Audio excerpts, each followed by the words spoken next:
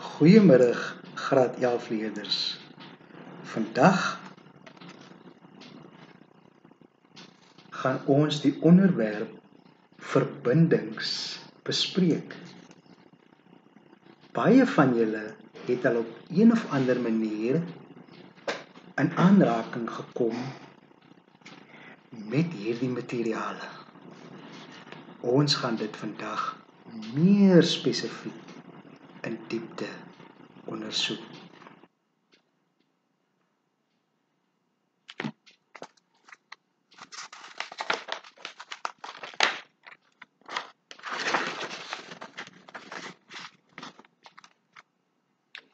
Die doel van hierdie les is om die gebruik, eienskappe, toepassings en voorsorgmaatreëls van materiale te identifiseer van spesifiek kontakgom, PVC-gom, epoksie, silikoon, PVA-houtgom, mastiekseelmiddel. En dan gaan ons ook fokus om die algemene toepassings te identifiseer in en om die huis.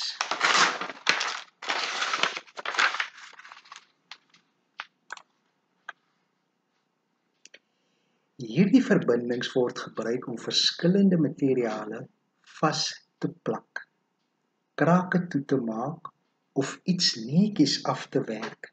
Byvoorbeeld, as jou skoen se sole loskom of 'n waterpyp lek, is daar spesiale gom of seelmiddel wat jy kan gebruik.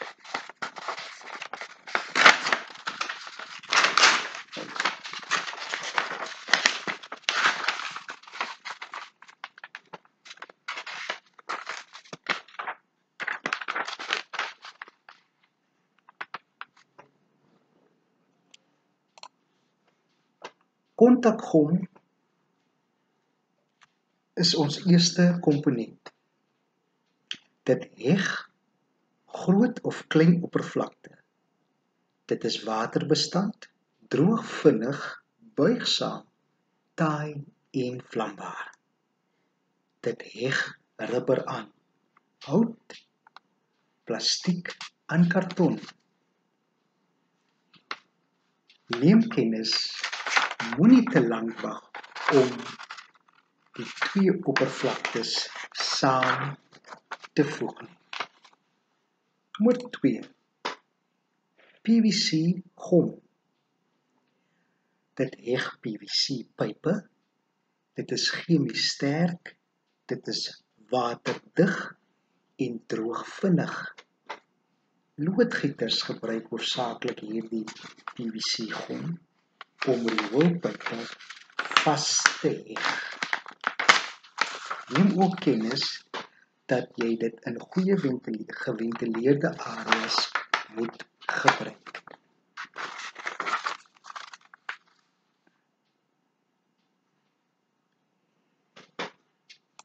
Epoksiegom.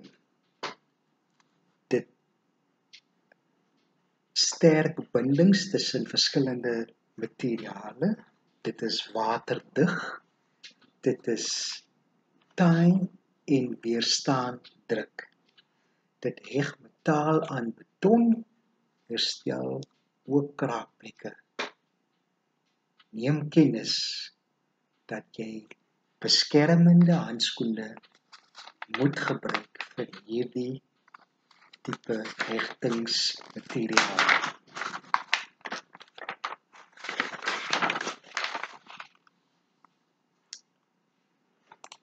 Silikoon.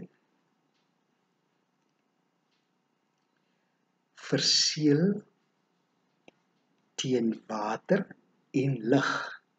Dit is elasties, dit is hittebestand, waterdig en het 'n lae toksiteit. Dit word hoofsaaklik in badkamers en vensterseelraamwerk gebruik. Let wel, maak oortollige silikoon skoon voor dit droog.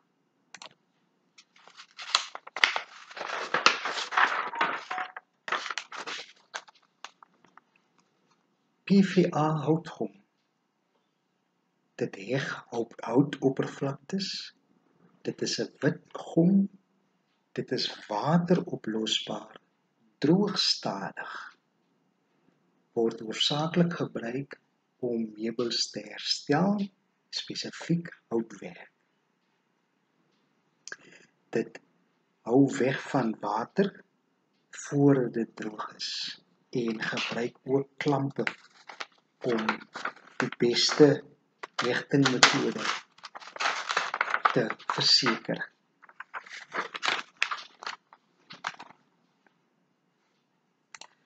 Mastiekseelmiddel. Dit vul en verseël krake. Dit is klewerig, elasties en jy kan daaroor verf. Dit seël baksteenmure en betonkrake. Let wel, moenie vir hoë druk water gebruik nie. Hou dop of neem kennis wanneer dit droog word.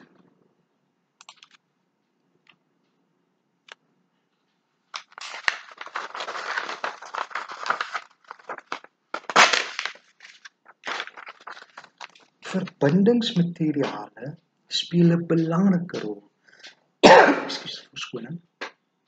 in hoe materiale aan mekaar geheg word sonder sigbare metodes soos spykers of skroewe. Jy moet altyd die regte produk kies, want nie elke gom werk vir elke oppervlak. Onthou dat sommige verbindings nie aan hitte of vog blootgestel mag word en hulle mag nie swaar gewigte dra of as hefboom dien nie. Dit is belangrik om die instruksies op die verpakking te lees en beskermende toerusting soos handskoene of 'n masker te gebruik wanneer met hierdie produkte gewerk word.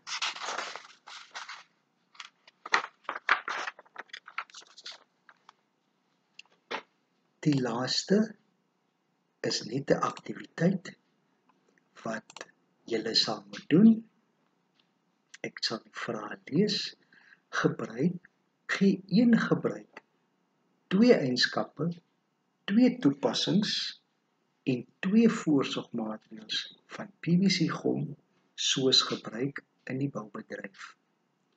Gee een gebruik, 2 eienskappe, 2 toepassings en 2 voorsorgmaatreëls van epoksiegom.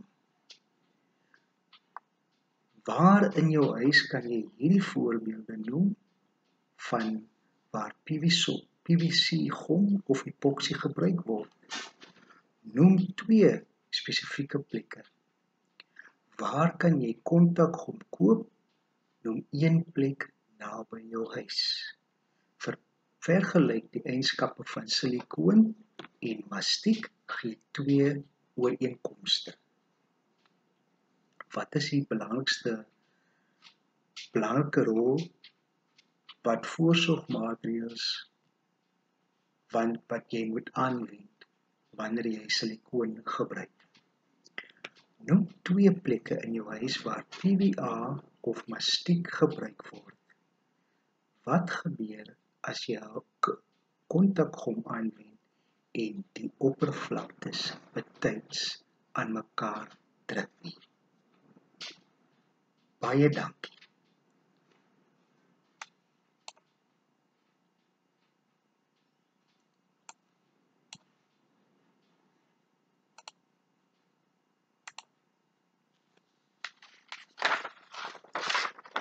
Die antwoorde van hierdie aktiwiteit sal ek met julle deel by die volgende sessie. Baie dankie leerders. Ek hoop julle het hierdie les geniet. Tot weerziens.